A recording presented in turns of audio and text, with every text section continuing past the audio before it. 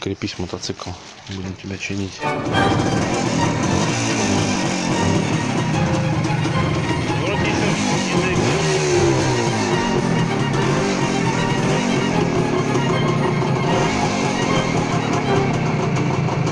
Или под подножкой, видишь, какая, но она без ничего.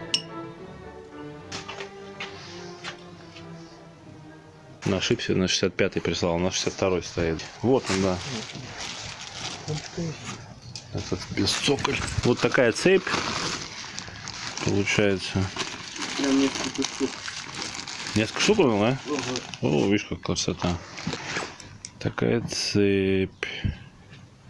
Ну, баллон вот еще. Навью. Так, первая фиаско.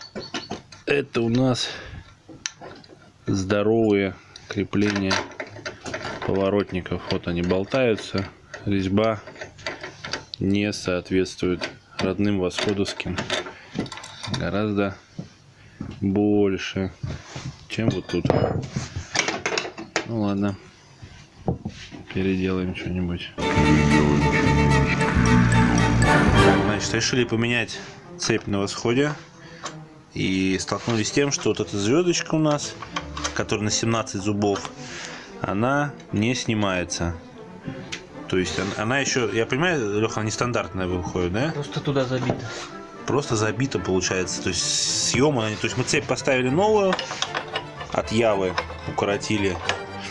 Ну вот, сейчас мы шпилечки подтянем. А это не снимается. Получается, надо половинить. Там шток же тоже, это медный какой-то, да?